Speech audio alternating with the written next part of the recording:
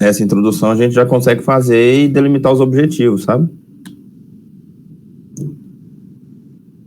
Então, isso é mais simples um pouquinho. A introdução tem autor, tem pesquisador que gosta de fazer a introdução por último. Porque a introdução deve ser tudo alinhado com o restante da pesquisa.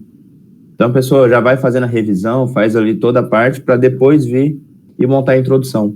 Igual o resumo. O resumo é a última coisa que você faz. O resumo é o último, não é o primeiro. Apesar de ele estar lá em cima na página, é só o último.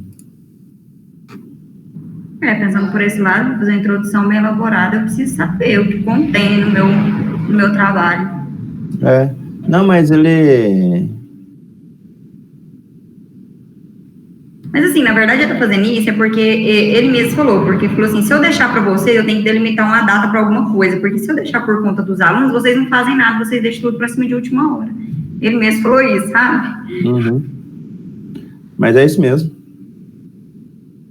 Tem que ter uma data pra gente ir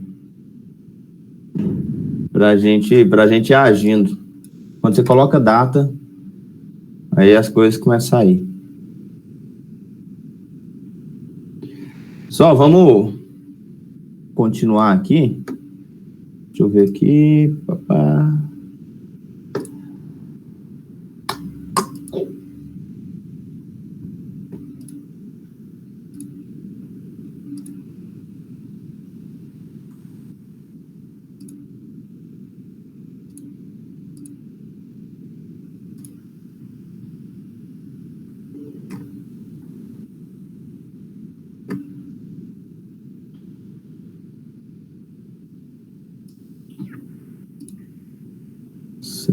Certo.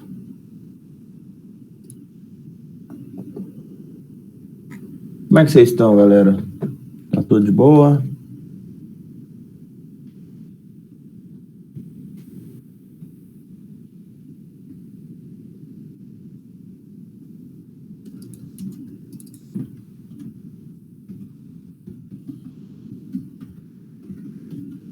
Povo tudo desanimado, ninguém quer conversar, ninguém quer ter aula, povo tudo desanimado. Sexta-feira. Sabe o que eu desejo para vocês? Que? Eu desejo que vocês formem e virem professor. E aí vocês vão tentar interagir com seus alunos e ninguém responde. É isso que eu desejo para vocês.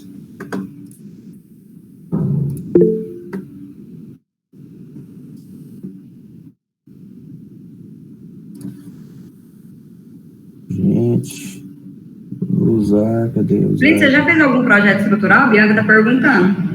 Quem? Tá perguntando? A Bianca tá perguntando se você já fez algum projeto estrutural. Eu nunca tive interesse. Eu nunca tive interesse de mexer com projeto estrutural. Nem o software eu gosto. Nem software eu tenho de projeto estrutural.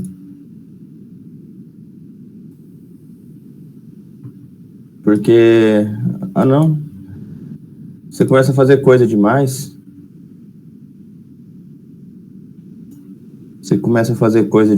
E isso é um problema. Projeto estrutural é um rolezinho à parte. Você tem que sentar, estudar bastante, fazer muito projetinho para ir pegando o jeito.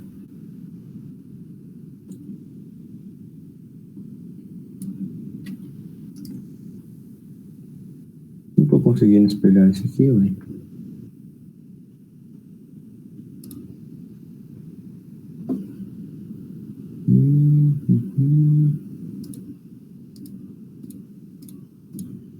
Pronto, agora vai. Aí. Vou colocar aqui para vocês. Por que, Tatiele? Tá precisando de algum projeto?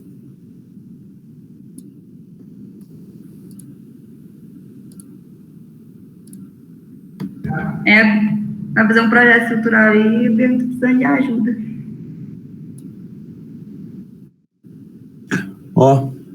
colocar a carteirinha do CREA aqui para motivar a galera, né? Daqui uns dias. Eu tenho que atualizar a minha para essa. A minha, na época, era parece uma identidade. Não é 2 anos cartãozinho. atrás. Hã? 2 anos atrás. 2?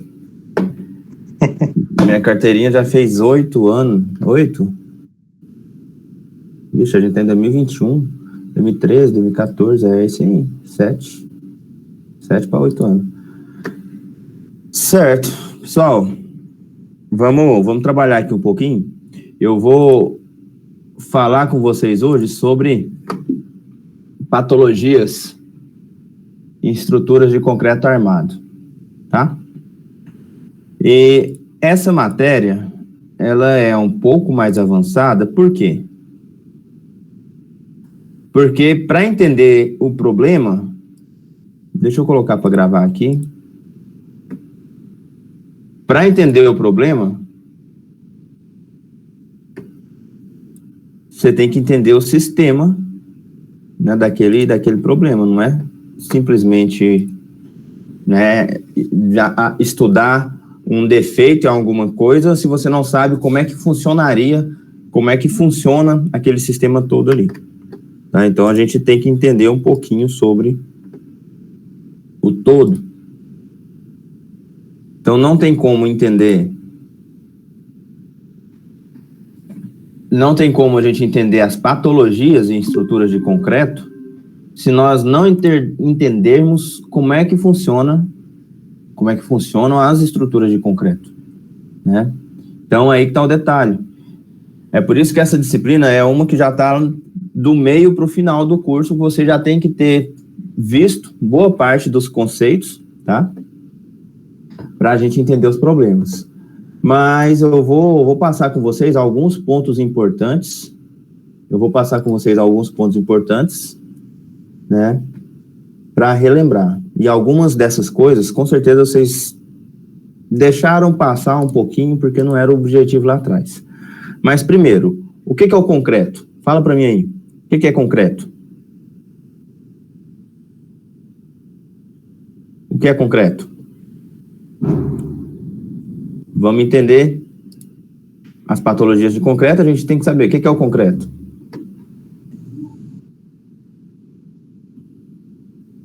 Cimento, argamassa e água. Alguém discorda? Cimento, brita, que é o agregado graúdo, agregado miúdo e água. Quando você fala cimento e argamassa, na verdade a argamassa é cimento e areia, né? Cimento, areia e água dá argamassa. Então é uma argamassa com adição de brita, certo? Mais aditivos / adições minerais, tá? Então eu posso ter aditivos e posso ter adições. Qual a diferença das duas? Eu separei aqui as duas, ó, aditivos e adições. Tem diferença de aditivo para adição?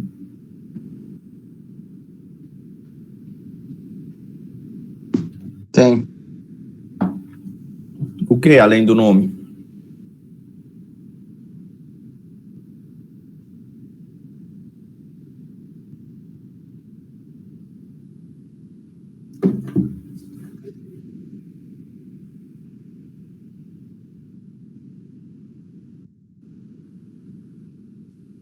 Não precisa preocupar em, ó, eu não tem questionamento, não tem informação aqui que é descartável, não. Pode falar, pode ficar sem medo. Aditivo muda a propriedade, adição é um pouco mais físico. Na verdade, você pode ter adição e aditivo que alteram as propriedades, as duas alteram as propriedades do concreto, porém, é principalmente... Pode falar. Não, pode falar aí. É principalmente com relação à quantidade, tá? Principalmente com relação à quantidade. Aditivos você coloca em pequenas porções, pequenas quantidades. E os aditivos, elas não entram na dosagem, né, na numeração lá 1 para 3, um concreto 1 para 5, 1 para 4. os aditivos não entram nessas contas, as adições já entram, tá? Então, a adição, por exemplo, você vai adicionar um metacaulinho, você vai adicionar uma silicativa, que já é um material a mais ali, que às vezes vai até substituir o cimento para alterar alguma propriedade. As duas têm função de alterar alguma propriedade do material, só que aditivos são em pequenas quantidades, bem pequenas, tá? Geralmente são até líquidos, você coloca aí alguns ml para cada metro cúbico de concreto. Então, olha, nós temos alguns tipos de concreto.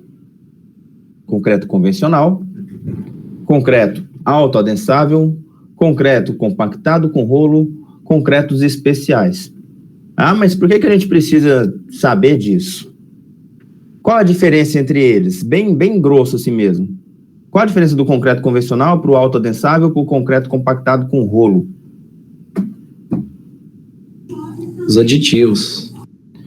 Os aditivos, não somente os aditivos, você pode fazer eles sem aditivo, menos o autoadensável, tá? Você consegue fazer o concreto convencional, o concreto compactado com rolo, mesmo sem aditivo. A diferença deles é que a resistência... Isso também, que às vezes, por mais que você joga lá 25 MPa, mas se fazer o convencional, ou se fazer esses com autoadensável, eu acho que dá uma diferença também. Você consegue dosar, tá? Você consegue fazer concretos convencionais com elevadas resistências. Não é só com relação a isso. É mais com relação às suas propriedades. Concreto convencional, a gente está acostumado a rodar, ver em obra, é o concreto comum que a gente está acostumado. Ele é cimento, água, areia e pedra, agregado graúdo, certo? Faz aquela massa homogênea e beleza. Precisa de ter uma certa vibração, né? Depois que você coloca ele na forma e tudo bem. O concreto autoadensável, como o nome já diz, ele se adensa automaticamente. O que é o processo de adensamento? O processo de adensamento do concreto é quando ele ajusta perfeitamente na forma ali. Então, o concreto convencional, você precisa vibrar. O concreto autoadensável, você não vibra ele, tá? E o concreto compactado com rolo é o concreto de barragens. Concreto de barragens a gente faz em concreto compactado com rolo. É um concreto muito mais seco que você vem, passa o rolo compactando esse concreto, tá? Então, ele é um concreto que tem que ser muito mais seco e a dosagem dele também é bem diferente. E aí nós temos alguns concretos especiais com adições especiais, né? Que também mudam as propriedades. Então, a gente tem que pensar, pessoal, quando a gente fala em estruturas de concreto, e quando eu falo em propriedades, eu tenho que pensar o seguinte, falo, olha, para alterar propriedades do concreto, eu tive que alterar ou o tipo de cimento, ou eu coloquei um aditivo, ou eu diminuí bastante certo tipo de cimento, ou eu vou utilizar ele em outro local. Então, a gente tem que imaginar isso, por quê? Porque quando eu falo de patologias, a gente vai ter que analisar profundamente quais são os materiais que estão sendo empregados, quais as particularidades de cada um, certo? Porque eu preciso descobrir a fundo ali aonde é que está o problema. Onde é que está o problema. Eduardo?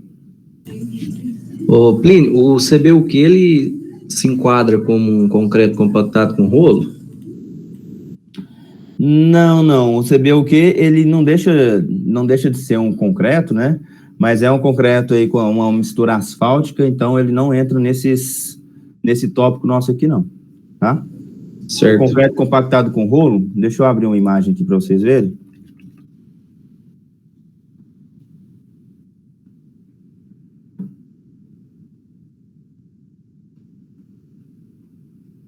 Assim, ele, é claro, ele é um concreto, ele é compactado com rolo. Mas quando a gente fala de concreto armado, para obras convencionais, ele não entra, geralmente ele não entra, não. Deixa eu pegar aqui para você ver.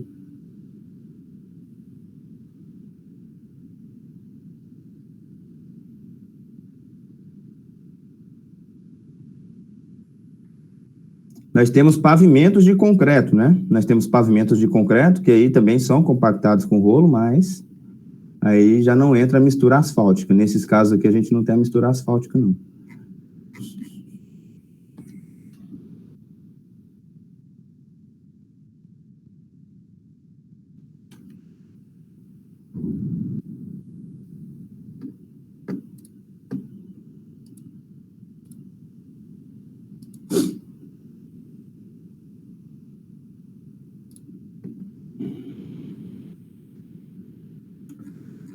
Cadê? Aqui, ó.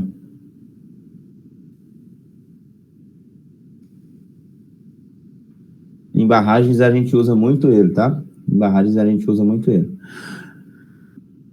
É um concreto bem seco, a dosagem dele é bem diferente, ele vai pouco cimento, inclusive, e aí o que confere essa resistência é esse alto adensamento nele aqui, quando você compacta ele a rolo, tá? Então ele é um concreto quase seco, quase sem água, entre aspas, porque a relação água-cimento dele é muito alta e ele é bem seco. É um concreto magro, né? Quase. É uma farofa, ele é uma farofa.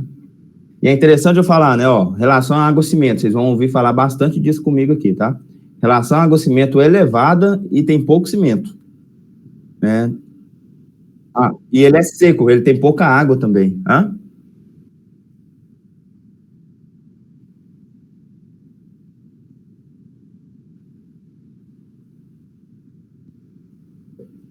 Aqui, eles fazem por camadas. Ele vem com uma camada, é igual como se fosse uma compactação, a terraplanagem, você vem, faz uma camada, passa o rolo, faz a outra, passa o rolo, e assim você vai fazendo a estrutura, tá? É uma estrutura aqui de grande porte, geralmente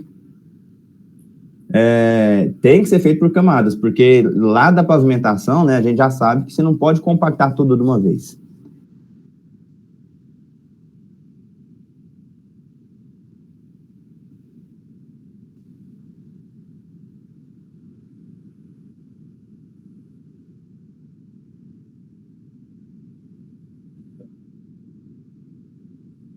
Certo, só volta um pouquinho aí. Ele tem pouca água, né?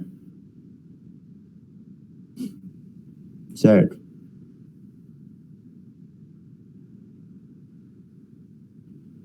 Então, o que causa fissuras num concreto? Quando a gente fala de fissuras, a gente pensa mais com relação ao cimento, tá? Materiais cimentícios causam fissuras. Materiais cimentícios que causam retração, certo? É por isso ele tem uma baixa quantidade de cimento nesse concreto aqui, ó. Tem baixa quantidade de cimento. E baixa quantidade de água também. Mas ainda assim a relação água-cimento dele é bem elevada.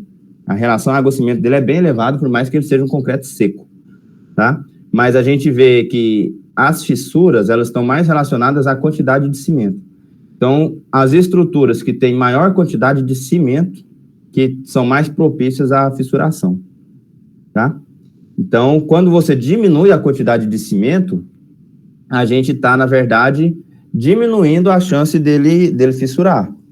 Mas tem outros fatores que eu vou mostrar aqui na frente que causam a fissuração dessas obras que vai grande quantidade de concreto, que é o calor, que é a temperatura, certo? Então, em uma barragem, uma obra de barragem, tem uma quantidade de concreto gigante.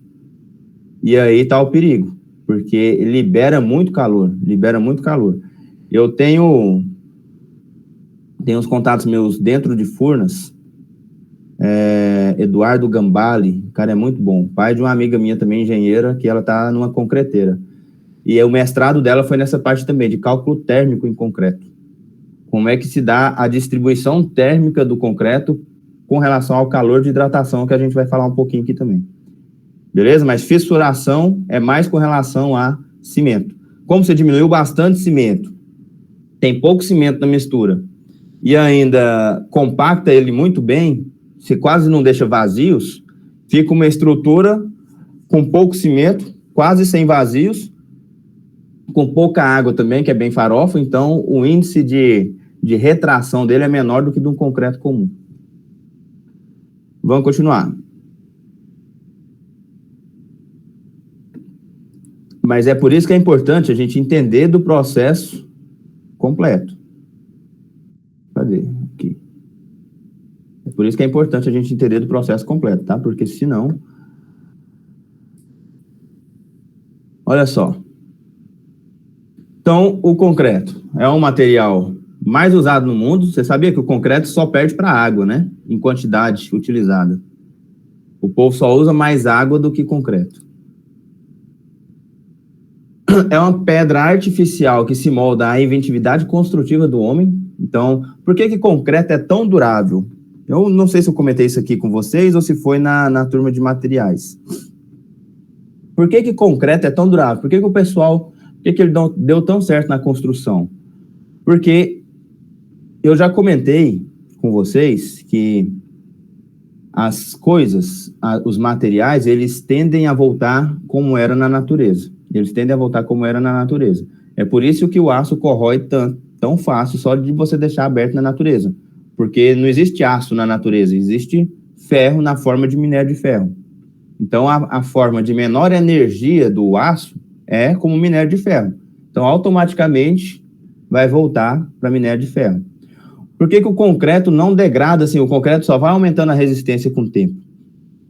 Porque o concreto é uma mistura de carbonato de cálcio, que existe na natureza, que é a pedra de cálcio, e também existe na natureza a argila, silicato, né, o silício. Então, você mistura argila com cálcio, duas coisas que tem na natureza nessa forma. Depois que você mistura, faz uma queima gigante, insere uma quantidade muito grande de energia ali, vai dar o cimento. Aí a gente tem o cimento. E o cimento, depois que ele reage com a água, ele forma um material que ele é extremamente resistente, é como se fosse um material da natureza, que é o silicato de cálcio hidratado. É um material que ele é muito...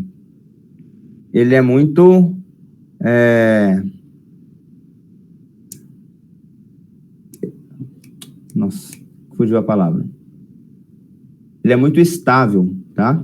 O aço, ele não é estável, ele é instável. Se você deixar na natureza, corrói. O silicato de cálcio é uma pedra, vira uma pedra, né? Que você forjou artificialmente, mas vira uma pedra. E aí essa pedra não vai querer mudar, eu preciso transformar de novo em carbonato de cálcio, em argila. Não, é uma pedra completamente estável, tá? Por isso que dá tão certo. Por isso que você não precisa ficar fazendo tanta manutenção em estruturas puras de concreto. Você precisa da manutenção, claro, com relação a agentes agressivos, porque lá dentro, além dessa pedra, tem um aço, né? Aí pode ter algum tipo de material lá dentro, algum tipo de agregado, que aí pode dar os problemas. Então, ele é altamente resistente à água, porque o cimento reage com a água, né? A água vem, mistura com o cimento ali, então tem toda a parte de hidratação do cimento que faz esse material, então ele é totalmente resistente à água. Disponibilidade das matérias-primas e custo. É um custo muito baixo, tá?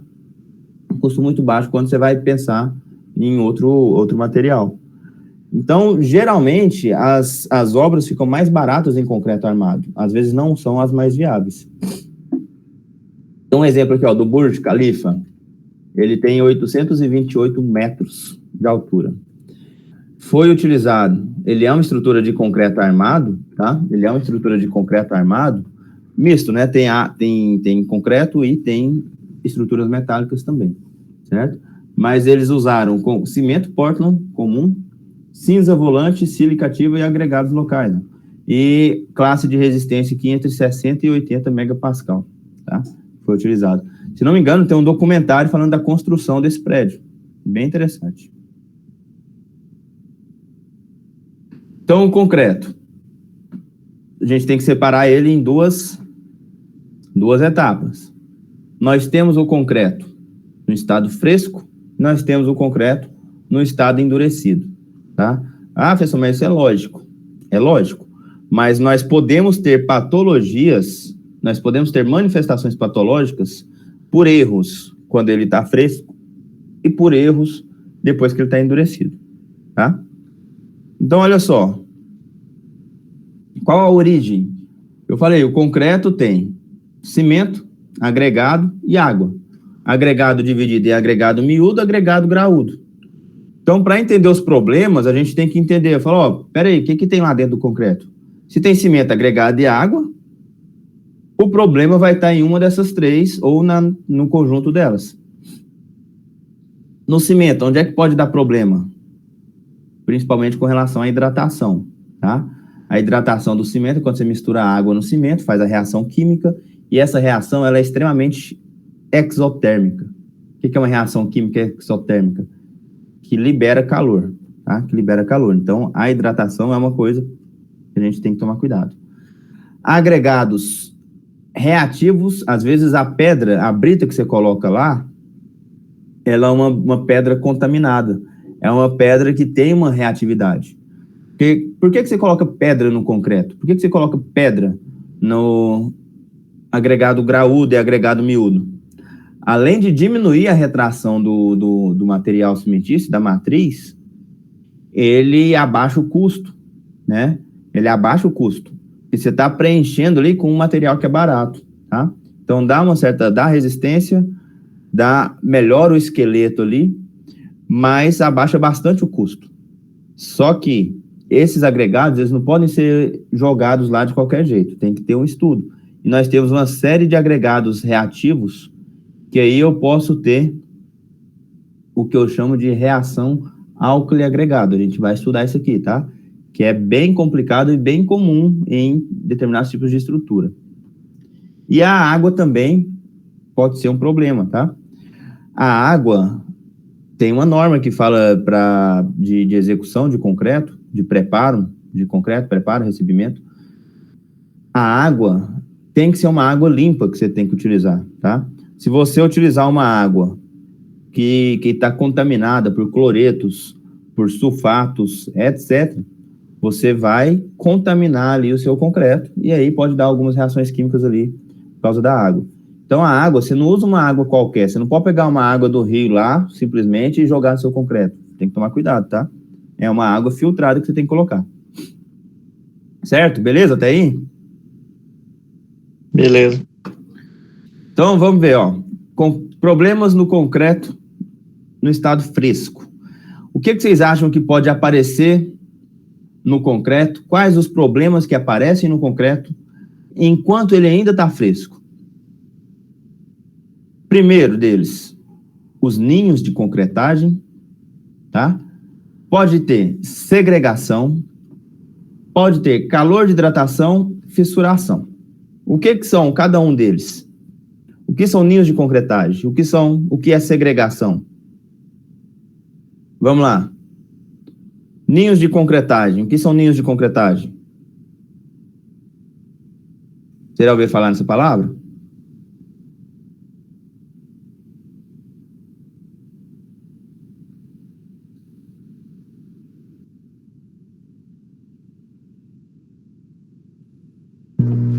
Isso é mais com relação à segregação. Isso é mais com relação a... Quando você concreta e você não vibra direito o concreto. Ninhos de concretagem são essas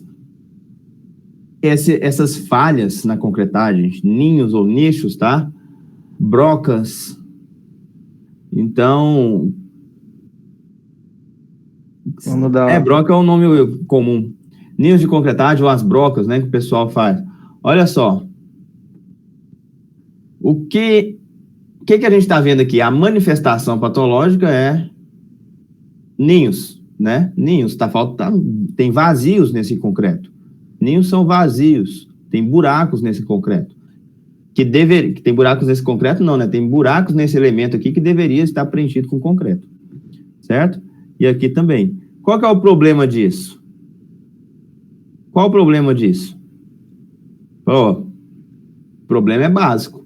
Se você calculou uma peça para ter uma determinada dimensão, você considerou que aquela peça estaria completamente preenchida com concreto e aço, né? Porque, uma pergunta básica, o que é concreto armado? O que é concreto armado? Concreto com aço. Exato. Porém, errado. Isso aqui não é concreto armado, ó.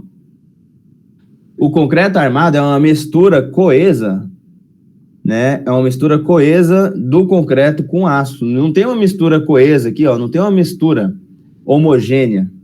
Mas ele tem que estar completamente coberto, né? No caso. Tem que estar coberto, porque nesse caso aqui, ó, o concreto tem que proteger o aço e eles têm que ter uma ligação perfeita. Isso é concreto armado.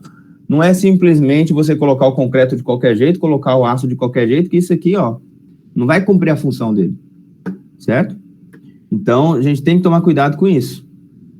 Tem que tomar cuidado com isso. De adensamento aí. Oi? Faltou uma maquininha de adensamento aí no concreto. Faltou o vibrador aqui, né? Faltou o vibrador aqui. Então, olha, qual é a origem? O que você acha que falha isso aqui? O que você acha que causa essa falha aqui? Você falou de vibração, né? Isso. Vibração. Adensamento, falta aí também. A vibração, o adensamento do concreto é um erro de execução, concorda? Um erro de execução. Sim. Mas pode ter algum tipo de erro de projeto nesse caso aqui? O que você acha? De execução, eu acho. Só execução?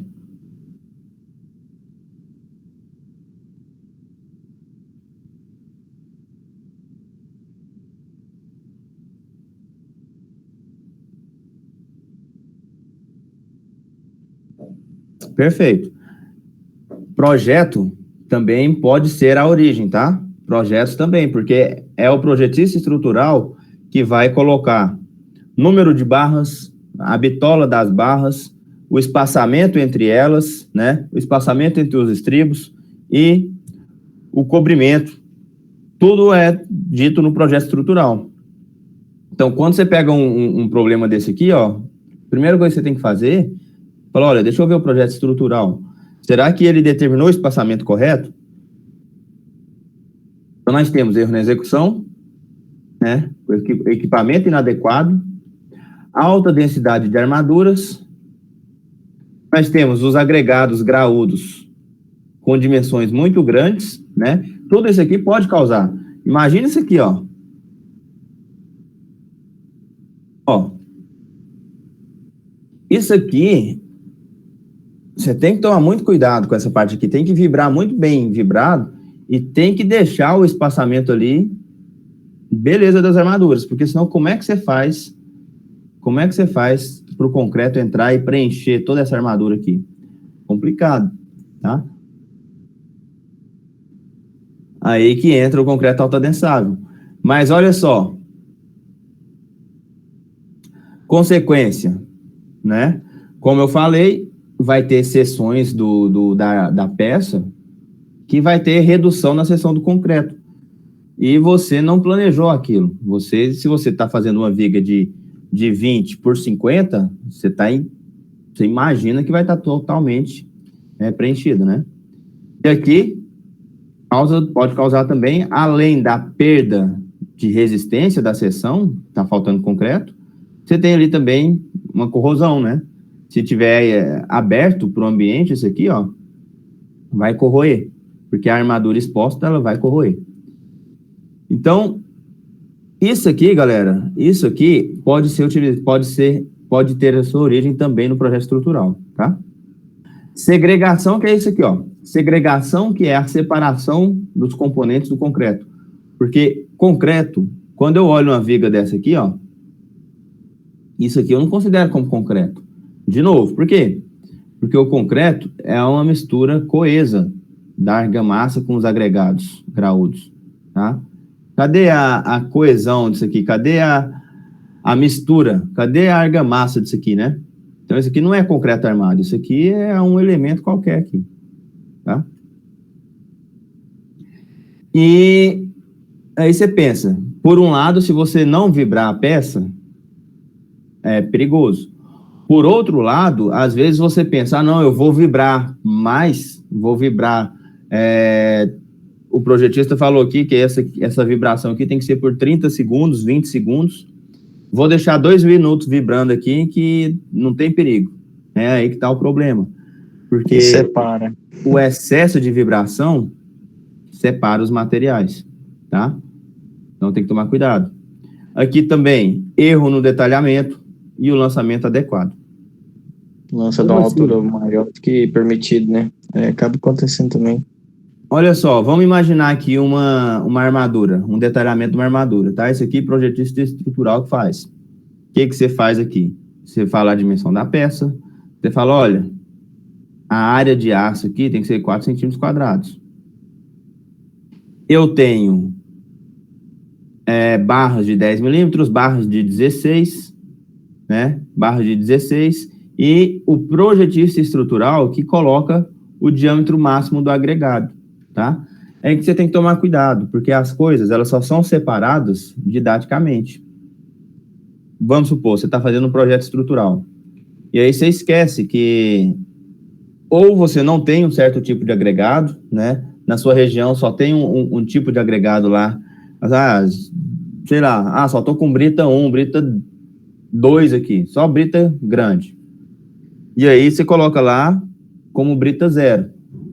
Você coloca como brita 0, e aí você faz o detalhamento considerando brita 0.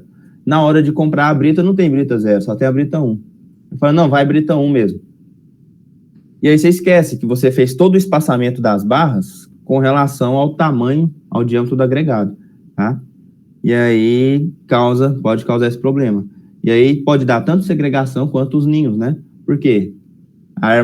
A pedra fica e passa a nata, passa a argamassa ali.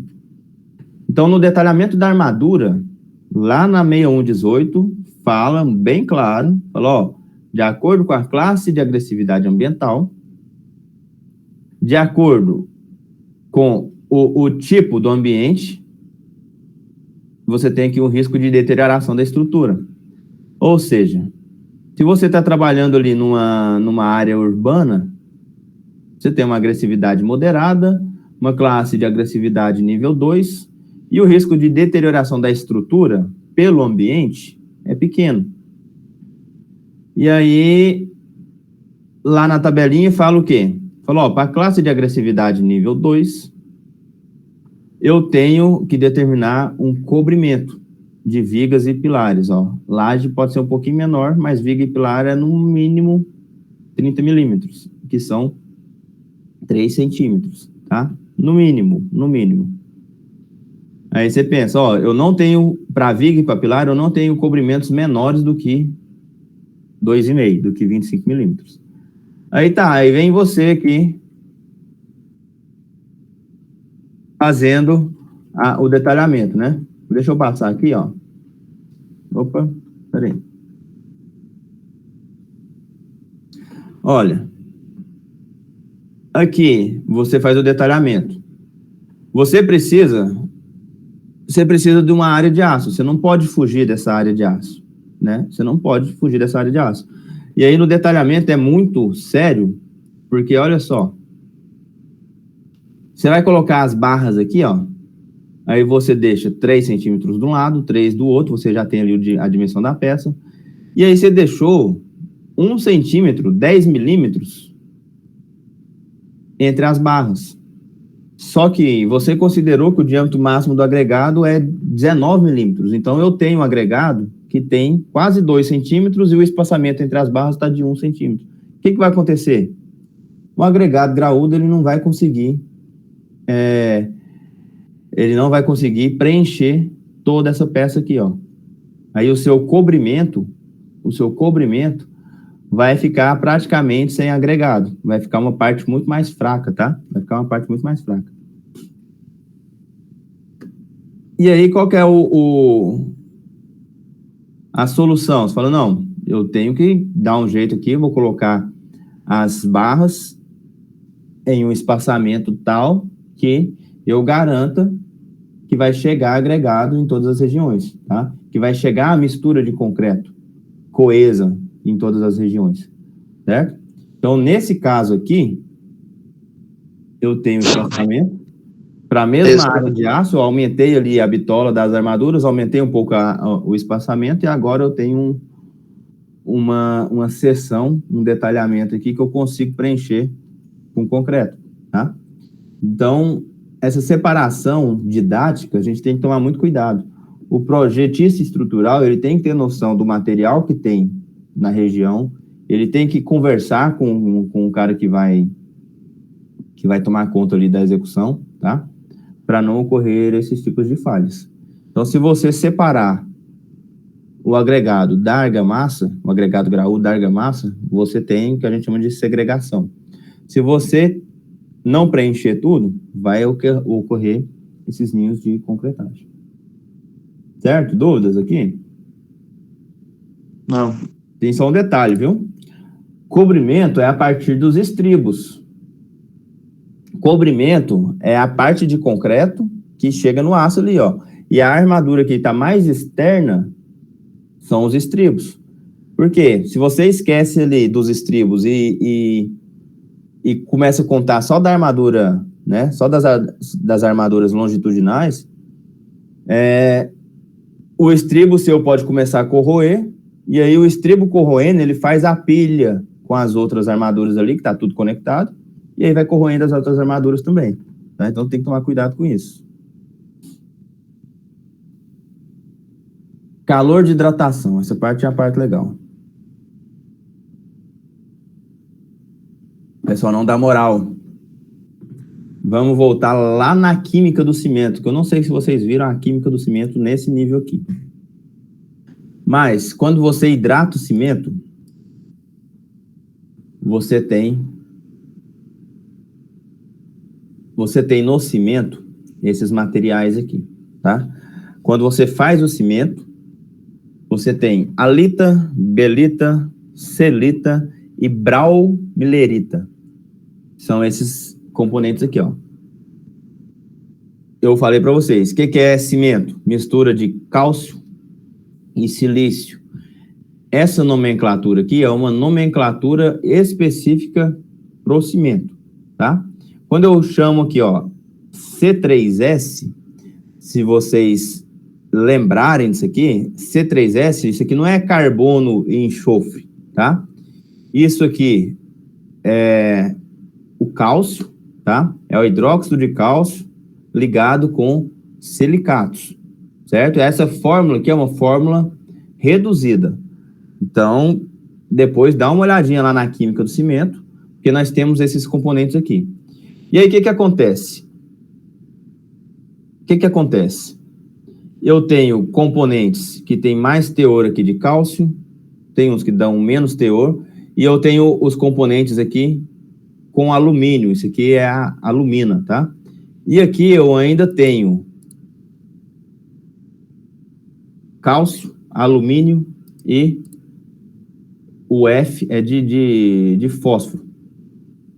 Então, eu tenho todos esses materiais aqui lá no cimento. E, além disso, eu tenho os álcalis. Álcalis, principalmente sódio, potássio e tudo mais, tá? Ah, professor, então eu posso comer cimento que tem sódio, potássio? Eu não recomendo, não, tá? Essa aqui é a composição do cimento. Então, isso aqui é o que tem dentro do saco de cimento. É o que tem dentro do saco de cimento. Então, aqui eu tenho silicato tricálcico. Eu tenho 3 moléculas de hidróxido de cálcio aqui. Eu tenho o silicato dicálcico. Eu tenho o aluminato tricálcico. E eu tenho ferroaluminato tetracálcico. Certo?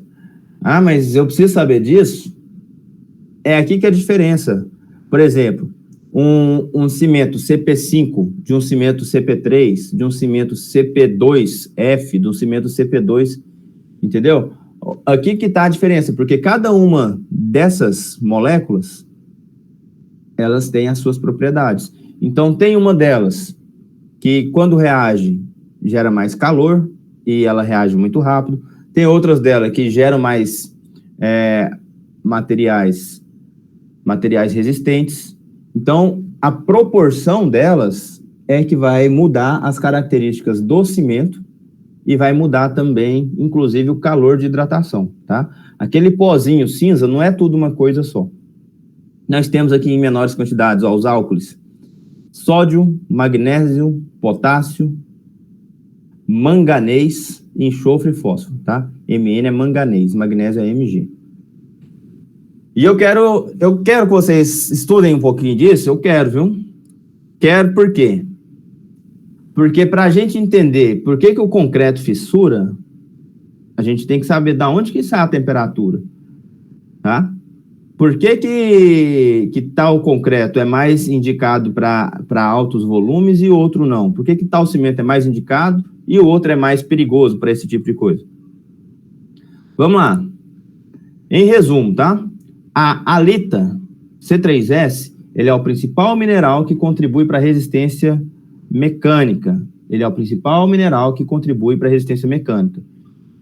Então, cimentos mais que possuem classe de resistências maiores, eles têm uma maior proporção de C3S. Belita, C2S. É interessante, porque ele reage mais lentamente com a água. Porém, após períodos maiores, aproximadamente 1 ano, atinge a mesma resistência mecânica do que a halita, tá? Então, a diferença do C2S para o C3S é que eu tenho uma molécula a menos ali do cálcio, né? Do cálcio. Isso faz com que ela reaja mais lentamente. Então, olha só, se a de cima reage mais rápido do que a de baixo, ela já emite um maior calor. Na reação química desse C3S, ele já libera um pouquinho mais de calor, mas ele dá mais resistência em períodos menores. Aqui ele demora mais para reagir, então libera menos calor, só que com o tempo ele consegue adquirir a mesma resistência, tá? Só que vamos supor, você está fazendo um concreto, você precisa desformar lá, você precisa seguir com a obra, em 7 dias eu preciso fazer a desforma, né, para continuar. Então, você tem que tomar cuidado. Se o seu cimento for ter maior parte ali de C2S, o pessoal nem sabe disso, ele vai reagir mais lentamente, você não vai conseguir adquirir aquela resistência, tá? E a selita, muito importante, o C3A, ela reage muito rapidamente. Ela reage muito rapidamente, tá? Então, quando você mistura ele com água, a primeira coisa que vai reagir é esse C3A. E como ele reage muito rapidamente, ele tem um elevado calor de hidratação. Mas por que você está falando isso? Quando você está fazendo uma fundação, quando você está fazendo, imagina um bloco de fundação gigante, tá? Você tem que tomar cuidado com o tipo de cimento que você vai utilizar. Imagina uma barragem, que são grandes volumes de concreto. Você tem que tomar cuidado com o cimento que você vai utilizar, certo? Se você tem uma reação muito rápida, libera um grande calor ali na hora, a sua peça vai fissurar toda antes de finalizar a concretagem, tá? E nós temos o C4AF, que apresenta taxas iniciais altas de reatividade com a água. Taxas altas também, mas isso aqui não é fósforo, tá? Eu falei errado aquela hora, é ferro. Ferro aluminato de cálcio. Esse ferro aluminato, ele é muito bom também, ele ajuda nessa reatividade. Não é o principal que vai dar resistência, mas ele é muito importante para nós aqui. E aí tem um detalhe. Olha só o esqueminha. Nós temos aqui as partículas de cimento, certo? Nós temos aqui as partículas de cimento. Estão vendo meu mouse? Sim. Misturou com a água. O que acontece? Forma um gel aqui, ó. Forma um gel. Esse cimento Soltar calor. vai começar a liberar calor. Vai começar a liberar calor. E aí, olha só o tanto que é interessante. Assim que misturou, libera calor, tá? Libera calor. Passou mais um pouquinho, ele começa a formar essas agulhas aqui, ó, esses cristais, que é o que a gente chama lá na frente, vocês vão ver, né? Tem os componentes que chama de etringita, dessas agulhas. Ou seja, aqui, ó, é onde começa a dar a pega do concreto, onde ele começa a endurecer, tá? Não é imediato. Da onde é que vem o endurecimento do concreto? Quando você mistura com a água, ele está ali no estado fresco, mas já começou a liberar calor. Ele começa a formar essas agulhas. Então, aqui tem o início da pega. Aqui tem o início da pega. Então, o C3A aqui, ele é muito importante para você não ter um calor exagerado, tá? E aí, ele tem aqui também a importância, porque o cimento, eu falei para vocês que o cimento tem gesso na composição do cimento. Falei na aula de materiais também, mas o cimento, ele tem uma quantidade de gesso ali. Por quê? É muito importante ter uma quantidade de gesso no cimento, porque ele vai controlar a pega, tá? Ele controla a pega, que é o endurecimento do concreto. E aí, depois que vai se passando esse período de hidratação, as agulhas vão se aglomerando, vai crescendo, essas partículas vão se aglomerando, né? Vão formando essas agulhas aqui, até chegar no estado endurecido, que aí está completamente fechado ali, a matriz, tá? Com os materiais, já, que aqui forma os CSH, que é silicato de cálcio hidratado. Então, antes eu tenho os silicato dicálcico, silicato tricálcico, que é o C2S, C3S, tem os ferroaluminato, tá? E tem os aluminatos de cálcico. Esses materiais secos não têm resistência. Quando você mistura com a água, que ele forma essa matriz, essa pedra enrijecida aqui, tá? Isso aqui de maneira resumida, mas é importante que vocês deem uma lida na reação química do cimento. Então, olha só. Da onde é que vem o calor? Quando a halita C3S reage com a água, reage com 6 moléculas de água aqui, o que forma? O tal do CSH. Esse bicho aqui é o que confere a resistência, tá? É por causa disso aqui que o concreto tem tanta resistência, que é o silicato tricálcico hidratado, tá? Silicato de cálcio hidratado, certo? E além disso, ele libera ali no nosso concreto 3 moléculas de hidróxido de cálcio, mais 120 calorias por grama, tá? Então, olha só, reagiu, liberou 120 calorias, ok? Halita. Então, ela forma 3 moléculas não é uma molécula de CSH. Fechou.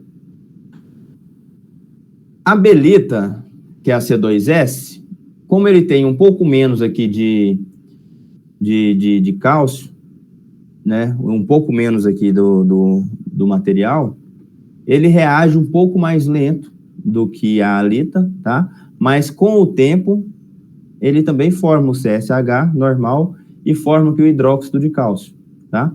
Esse hidróxido de cálcio aqui, nós vamos falar bastante dele, porque boa parte da proteção do aço vem por causa desse bicho aqui, ó.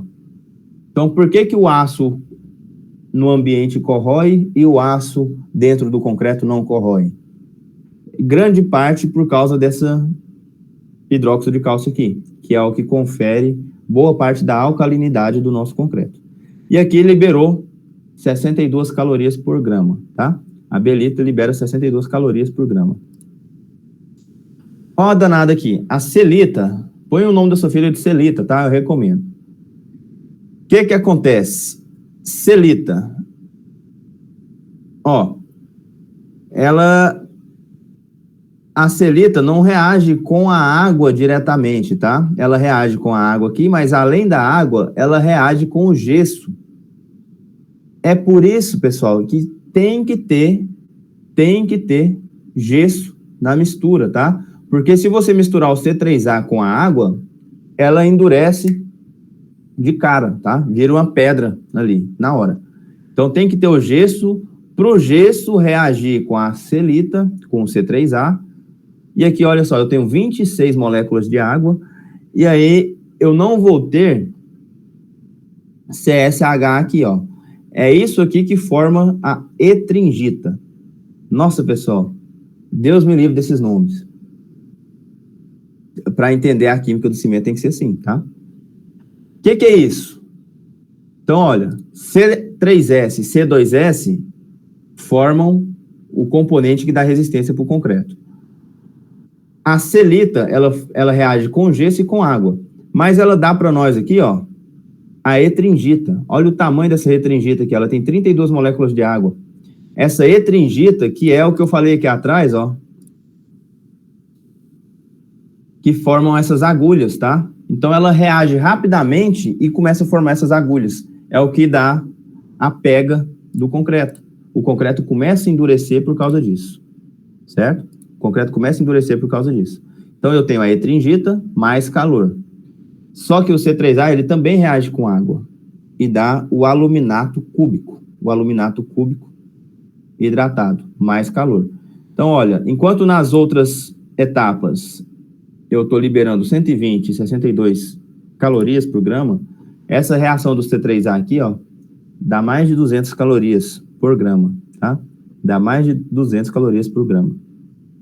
Um calor muito alto. Então, é um componente que não dá resistência, tá? Não favorece diretamente para a resistência do concreto, mas sem esse aluminato aqui, sem esse aluminato, o concreto, você ia misturar ele na água, ele ia endurecer na hora, tá? Então, a gente tem que tomar cuidado, porque ele reage rapidamente com a água. Se você não tem o gesso ali, se não tem o C3A, se você não tem o gesso para controlar a pega do cimento, ele ia endurecer instantaneamente, certo? É a mesma coisa de você misturar uma água no gesso, faz uma massa de gesso para você ver.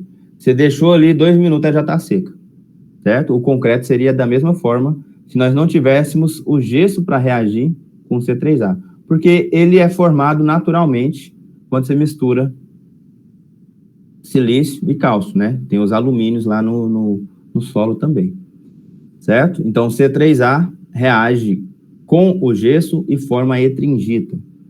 Muito importante aqui, ó, a função da etringita, tá? E é um dos fatores que também pode causar patologia.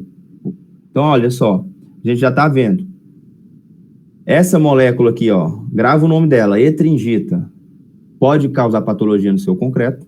O calor de hidratação, por causa do alumínio aqui, ó, também pode causar calor, pode causar patologia no seu concreto, tá? Causar manifestações, né? E por último, nós temos aqui o C4AF. O C4AF é a braumillerita, que é o ferroaluminato de cálcio. Ele reage com o hidróxido de cálcio, ó. Ele reage com hidróxido de cálcio e com água e forma aqui um aluminato tricálcico. Então, ele já era aqui um ferroaluminato, só que aqui ele libera tanto o alumínio quanto o ferro aqui, ó, tá? Ele libera o aluminato mais o ferrito, que a gente chama. Então, todos eles têm a sua importância, na hidratação do cimento. Se você tiver uma quantidade muito alta de C3A, você vai ter muito calor e pouca resistência. Se você tiver uma grande quantidade de C3S, C2S, você vai ter muita resistência, mas ele vai demorar a endurecer. Então, a gente tem que tomar cuidado com isso. Aí, às vezes, você está concretando, pede um cimento qualquer, o cara não controla, você mesmo faz lá na obra, aí fala, meu Deus, já tem 3 dias que eu estou esperando aqui, esse concreto não endurece, né? Ou então você coloca lá, a peça fissurou todinho. Então, a gente tem que tomar cuidado. Certo? Então, olha só. Eu quero que vocês deem uma lida. Eu vou passar o livro para vocês aqui. Vocês vão dar uma lida na parte de hidratação do cimento. Eu fiz só um resumo aqui, tá? Então, a retração térmica. Retração térmica. O que é retração térmica? Quando você mistura com o cimento com água, acontecem essas reações químicas que eu falei para você. Acontecem essas reações e todas essas reações, elas são exotérmicas. Elas liberam calor. E o que elas fazem? Elas causam expansão na massa, né? Elas causam uma expansão na massa e de imediato ali. E quando essa massa resfria, começa a resfriar, aí resfria de cá, o concreto retrai e aí ocorrem as fissurações, tá? Então, retração térmica, a gente pensa assim, não, mas a temperatura faz as coisas expandirem, né? Faz as coisas aumentarem de tamanho. Aumentam, de fato, aumentam a massa no estado fresco. Você coloca ela na forma ali bonitinho, tá? Ela aumentou um pouquinho ali. Quando ela começa a resfriar, puf, aparecem as fissuras, certo? E aí, se você tiver uma elevada concentração de um ou outro material ali, pode ser bem danoso ali para o seu concreto, tá? E essas tensões são tensões de tração. Já falei que o concreto não resiste à tração, tá? O concreto resiste ali cerca de 10% da sua compressão, ele resiste à tração. Se você coloca um concreto de 30, 40 MPa, ele vai resistir em torno de 3, 4, até 5 MPa de tração. E essas tensões, elas extrapolam esse limite. E aí, nós temos aqui a existência de vínculos que restringem essa movimentação da massa, né? Então, a gente não consegue, elas não vão retrair e comprimir como se fosse uma barra de aço ali, belezinha. O que acontece? Quando você tem uma massa aqui, essa massa começou a endurecer, tem um agregado, dá uma segurada na massa, só que ela tenta retrair, aí vem a fissuração, tá? Certo? Aí vem essas fissuras, ó. Essas fissuras grandes,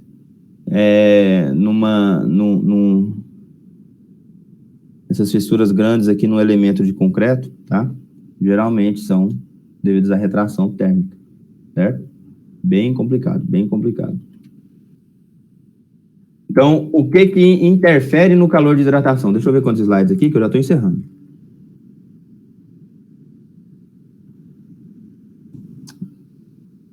O que interfere no calor de hidratação, pessoal? Temperatura ambiente. Então, tem locais que a temperatura ambiente é tão elevada, que o que você tem que fazer? Às vezes, você concreta à noite, para diminuir esse calor, porque já solta calor, a temperatura ambiente já está gerando um calor ali. Então, isso aí é um fator para tomar cuidado. Tem muitas vezes, não sei se vocês já ouviram falar, que ocorrem concretagens e o pessoal troca a água por gelo. Já viu falar nisso? Mistura na betoneira ali, ó, você tira parte da água, coloca o volume de água ali como gelo. Já vou falar disso em barragem já. Para resfriar. Por que em barragens? Porque o volume é muito alto de concreto. Se você tem um volume muito grande, você vai ter muita reação química ali e o calor é por grama. Aquele calor é por grama de cimento. Então, se você tem várias toneladas, imagina o calor que vai gerar ali, certo? E o calor, quanto maior o calor, maior a expansão, maior a retração. Consumo de cimento, tá? Consumo de cimento também. Processo de cura, tipo de cimento, forma e dimensões da peça, camadas de concretagem, certo? Tudo isso aqui interfere, tá? Então, como eu estou falando de calor, a temperatura ambiente, logicamente, vai interferir. Como eu mostrei para vocês aqui, se a reação do cimento com a água gera calor, quanto mais cimento eu tenho, mais calor vai ser gerado. Processo de cura. O que é cura do concreto? O que é cura?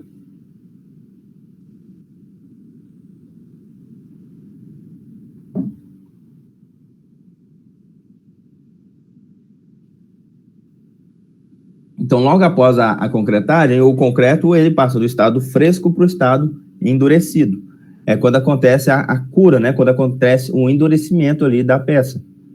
Só que essa peça, ela está soltando calor. Está soltando calor. O que você tem que fazer? Você tem que fazer uma cura, geralmente uma cura úmida, para você impedir, porque tem duas coisas acontecendo ao mesmo tempo.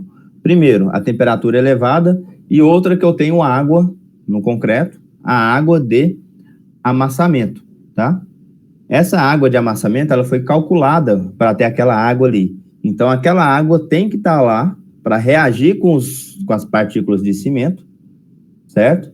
Aquela água tem que estar lá para reagir para gerar o resultado que eu espero.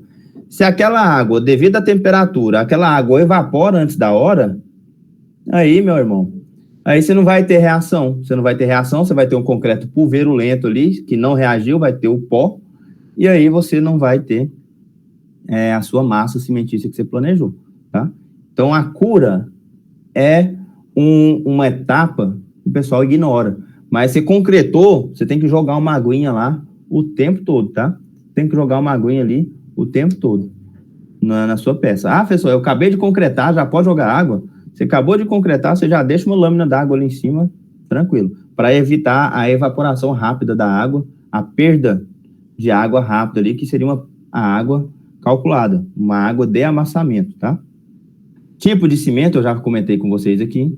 Então, se eu tenho um cimento que tem muito C3S, muito C3A, o calor de hidratação aumenta, né? E aí vem fissuras. E se vier fissuras, entram agentes agressivos, aí vem corrosão, e aí vem isso, vem aquilo. Então, fissura, quando eu falo de tipo de cimento que é importante, o tipo de cimento gera um alto calor de hidratação, que gera fissuras, que possibilita a entrada de agentes agressivos, tá? A fissura por si só, ela não é um problema de fato, ela é um aviso. Ela é um aviso. Forma e dimensões da peça. Se você tem uma peça muito grande, você vai ter muito concreto. De novo, tá? Repete o processo. Camadas de concretagem, principalmente no CCR, né? Compactado com rolo. Então, quanto maior a camada, maior o volume de concreto naquele local ali, maior o calor. Então, olha só. Responde essa pergunta para mim. Em qual desses elementos o calor de hidratação pode causar mais problemas? Na laje ou num bloco de fundação gigante desse aqui?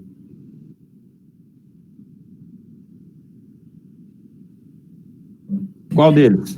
Depende do tamanho. Onde tiver mais cimento. Vamos supor que a gente está utilizando o mesmo concreto. Uma laje tem quanto? 10, 15 centímetros, né? Não muito mais que isso. Esse bloco de fundação, eu tenho as pessoas aqui dentro, ó. Olha só, olha o tamanho desse bloco. Tem os garotinhos aqui dentro, ó. Esse bloco nada aqui tem uns 3 metros de altura por sei lá quantos metros de comprimento aqui. Qual o volume de concreto que vai numa peça dessa aqui, tá? Aí que entra a parte da experiência e do planejamento da concretagem. Concretagem não é só ir pedindo caminhão e ir derrubando concreto ali não, tá? Você tem que ir concretando por etapas, tomar cuidado ali, tipo de concreto, tipo de cimento. Porque quando você pede para a concreteira, fala, ó, eu preciso de um concreto assim, preciso de um concreto assado. O volume aqui é grande, eu preciso de um concreto com baixo calor. Então você tem que especificar isso, tá? Prevenção. Se eu falei que alto consumo de cimento causa um elevado calor de hidratação, você tem que reduzir o consumo de cimento. Utilizar cimentos com menor calor de hidratação. Concretagem em camadas, tá? Se for blocos de fundação, não tem problema, né? Você vai concretando por camadas ali, ó. Concreta, dá uma esperadinha, concreta de novo. Você não vem jogando seus 10 metros cúbicos de concreto ali de uma vez, que vai dar problema. Utilização de água gelada ou até mesmo gelo, tá? Na fabricação do concreto. Utilização... tá os dois aqui, gelo e água gelada, certo? Tem mais. Concretar sob temperaturas menores. Então, ó, qual que é a dica para vocês aqui de estudar, entender patologia? Se você descobre as causas, quais são as prevenções? Tomar cuidado com essas causas, né? Se você descobriu o que causa, você vai evitar isso. Se você descobriu que beber água gelada de madrugada, pisar no chão, você vai acordar resfriado, como é que você faz? Você não faz isso, né? Então, se você entende as causas, as prevenções ficam muito mais simples. Resfriamento dos agregados, utilização de materiais pozolânicos, tá? Depois eu vou falar um pouquinho disso aqui também, que é silicativa, cinza volante, que são as adições minerais, porque elas entram substituindo o cimento. Se elas substituem o cimento, o que você está fazendo? Você está diminuindo a quantidade de cimento, tá? Aí, ó. Resfriamento, pré-resfriamento, o cara com um saco de gelo aqui, ó, colocando na betoneira, tá? Ó, até com gelo seco aqui. Certo? Após resfriamento do concreto, olha só. Nós temos aqui, ó. Nós temos técnicas de resfriamento, que isso aqui tem algumas mangueiras que funcionam para resfriar o concreto ali, ó, depois de concretado. Interessante isso aqui, viu? Então você coloca as mangueiras ali e vai circulando água, tipo uma serpentina circulando água gelada, tá? Dependendo do tamanho da sua concretagem, do volume, você tem que fazer. E ó o Gambale aparecendo aqui, ó. Eu vou tentar arrumar uma visita para vocês em Furnas, tá? Em Aparecida de Goiânia. E geralmente quem recebe a gente é esse Gambale aqui, ó. Tá? É um cara, nossa, um cara show demais de mexer com ele. Muito gente boa. É um cara mais velho, assim, na profissão, muito experiente. O cara sabe demais. Cálculo térmico no concreto. Ele é referência no Brasil, tá? Concretagem em camadas, olha só. Relação da espessura da camada de lançamento e temperatura máxima adquirida pela estrutura. Então, aqui, nós temos um cimento, ó, informação muito importante para nós na dosagem do concreto é o consumo de cimento. Quando eu falo de consumo de cimento, você que vai dosar o concreto, você vai especificar. Fala, olha, esse concreto aqui é um concreto que está consumindo 350 quilos de cimento para cada metro cúbico de concreto, tá? E é um concreto CP2, um concreto comum com consumo de cimento comum, tá? Tá ok aqui esse consumo. Olha, a temperatura que esse concreto pode chegar, de acordo com a espessura, tá? Como assim espessura? É a concretagem de uma vez só, né? Lógico que você não vai chegar e vai derrubar aquele concreto ali, mas você concretou 50 centímetros, meio metro aqui, ó, a temperatura máxima chega até 45 graus aqui, tá? Se você concreta 2 metros, um bloco daquele gigante, a sua temperatura pode sair de 45 e chegar em 70 graus, 75 graus, certo? E isso não é brincadeira, não. Isso não é brincadeira, isso aí pode atrapalhar, pode ferrar, pode condenar a sua peça ali mesmo, tá? Uma peça completamente fissurada,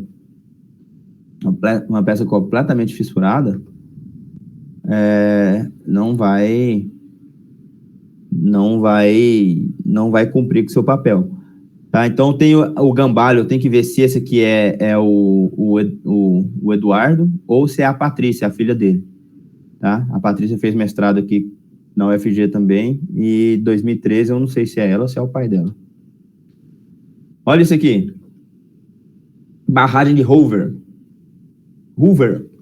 Início da construção, 1931. Início da operação, 1936.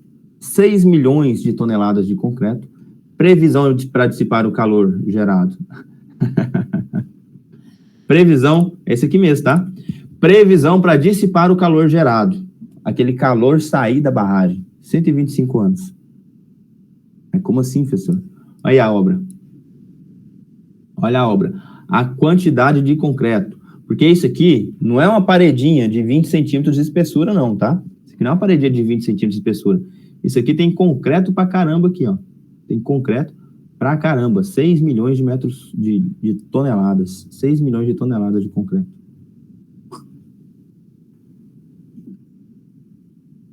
E aí, para vocês saberem, ó, 6 milhões de toneladas, 6 vezes 10 a sexta, dividido por 2.500, que é 2.500 quilos por metros cúbicos, eu tenho ali aproximadamente 2.500, 2.400 metros cúbicos de concreto. Coisa, né?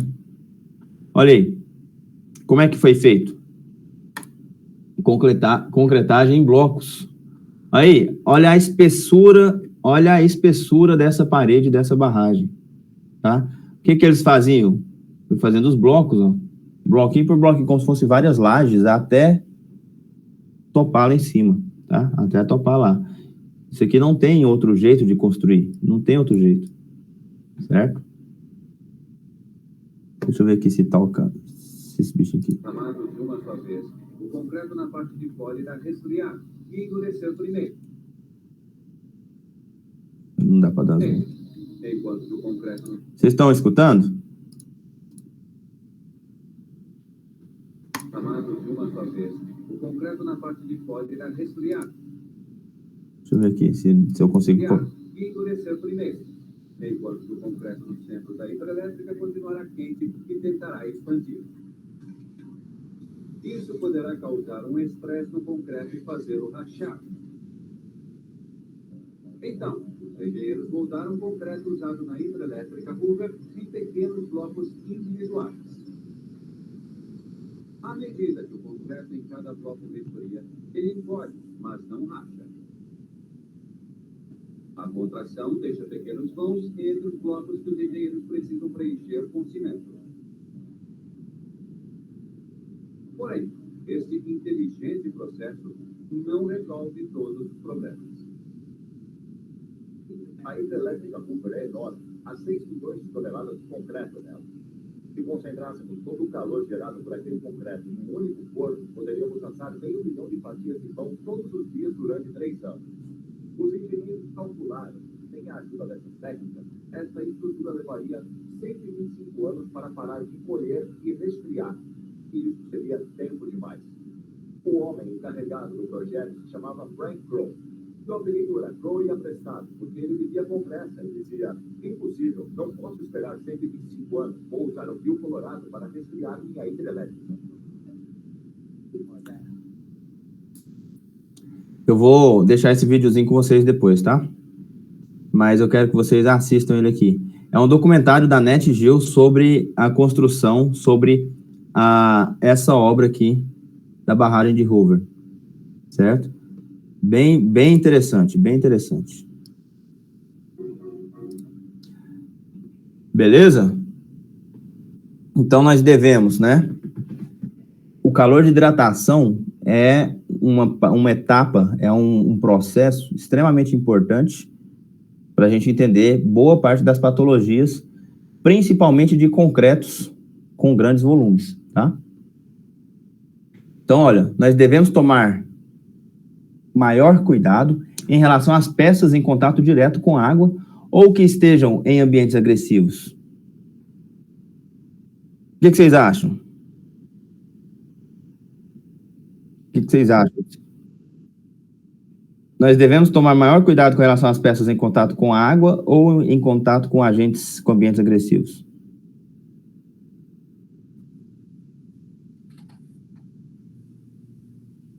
Com ambientes agressivos, né? A água, ela até ajuda. Concretagem submersa, é uma beleza, né? Que lá a água está até ajudando a diminuir esse calor, tá? Beleza, galera? Por hoje. Se tem alguma dúvida, peguei pesado aí na parte de calor de hidratação.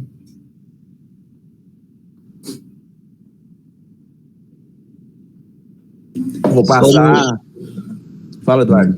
Só no o concreto que é mais utilizado aí é o CP3, né? Que é melhor para combater o calor de hidratação. O CP3, ele tem sim uma menor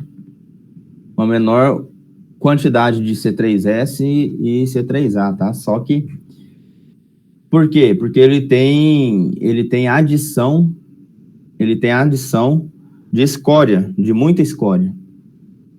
Ele é um concreto que endurece mais devagar, mas ele é um concreto também que dá menores resistências num curto prazo. Então, você tem que avaliar o seu objetivo ali, tá?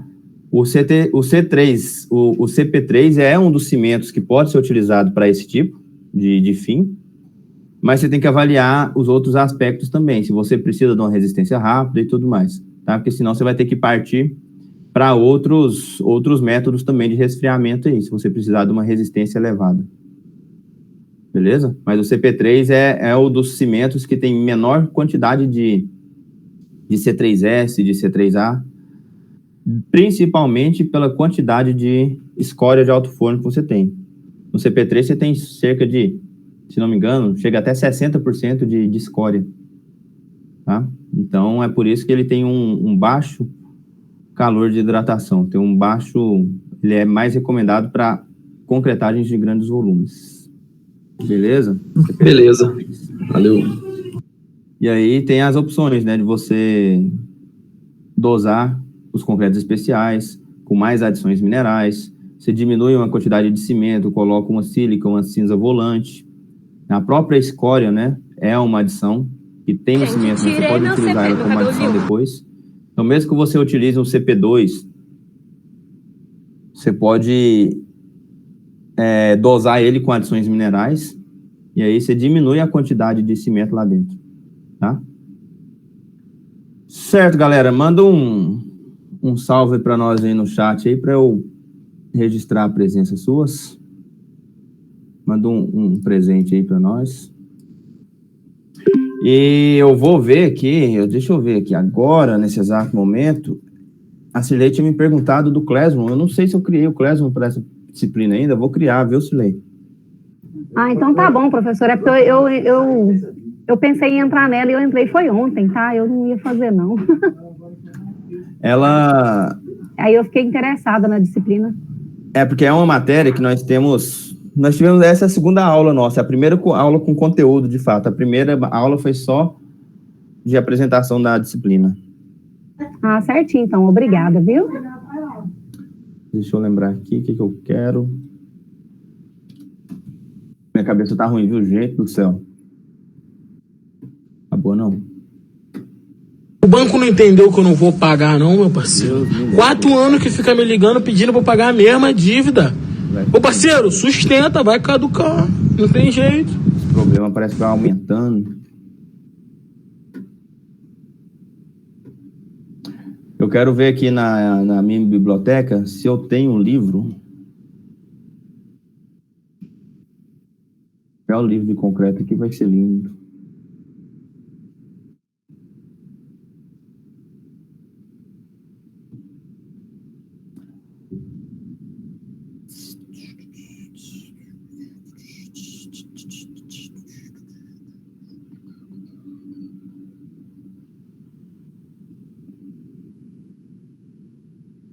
Nós temos vários tipos, vários livros ali de concreto.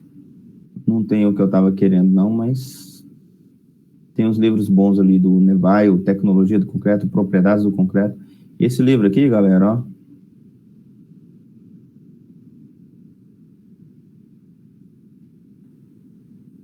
Esse livro aqui, ó, de Propriedades do Concreto, ele é bem interessante, tá?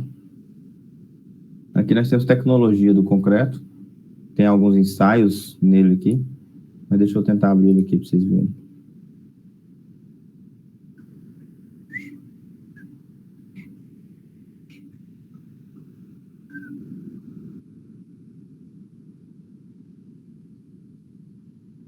Cimento Portland, materiais cimentícios, concreto. Deixa eu ver esse capítulo de cimento aqui. Muito importante, muito importante.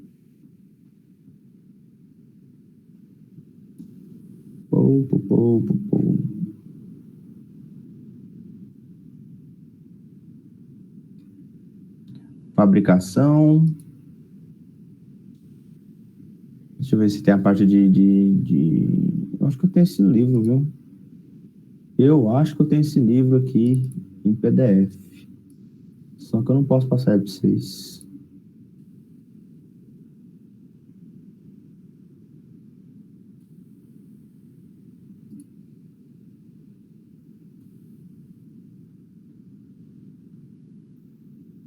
Cadê a página? Assim?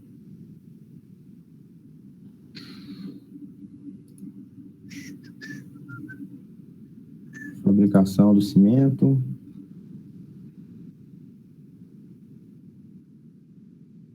Falou.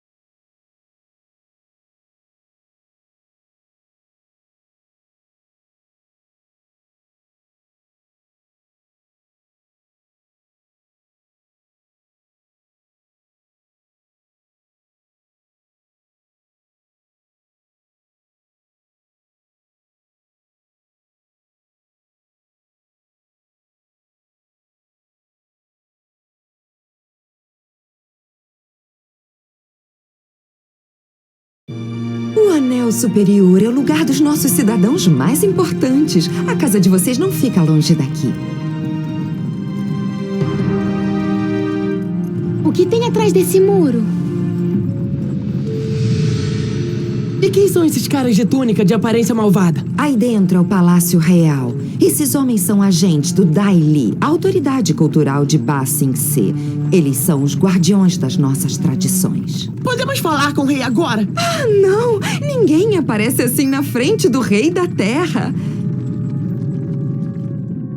Chegamos à sua casa nova. Boas notícias! O seu pedido de audiência com o rei da terra está sendo processado e deve acontecer em cerca de 1 mês. Muito mais rápido que o normal. 1 mês? Na verdade, de 6 a 8 semanas.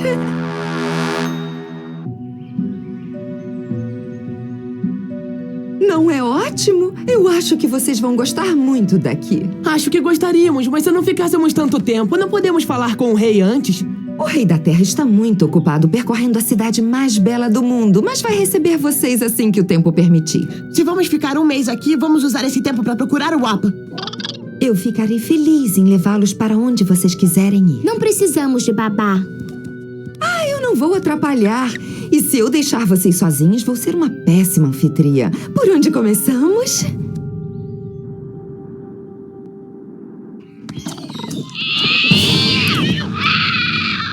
Desculpe, mas nunca ouvi falar de um bisão voador. Eu nem sabia que existia um. Se alguém quisesse vender um animal roubado sem que ninguém soubesse, aonde iria? Onde é o mercado negro? Quem é que manda? Anda, você sabe.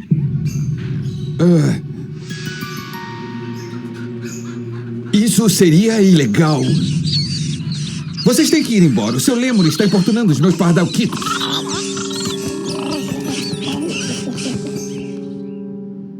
Eu nunca vi dominadores de areia ou nômades por aqui. Deviam perguntar ao professor Zei. Ele dá aula sobre culturas do deserto. Tá. E a qual dos seus professores perguntamos sobre a guerra com a Nação do Fogo? Eu não sei. Eu não sou aluno de ciência política. Bom, eu tenho que ir pra aula.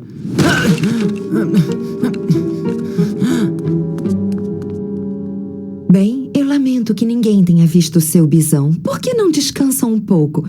Alguém vai trazer o jantar mais tarde.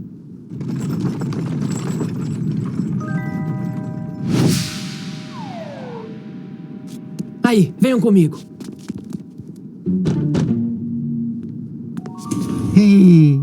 Você é o Avatar? Eu soube que estava na cidade. Eu sou o Pong. Prazer em conhecê-lo, Pong. E aí, Pong? O que acontece com esta cidade? Por que todos têm tanto medo de falar na guerra? Guerra? Medo? Como assim? Eu sinto você tremendo.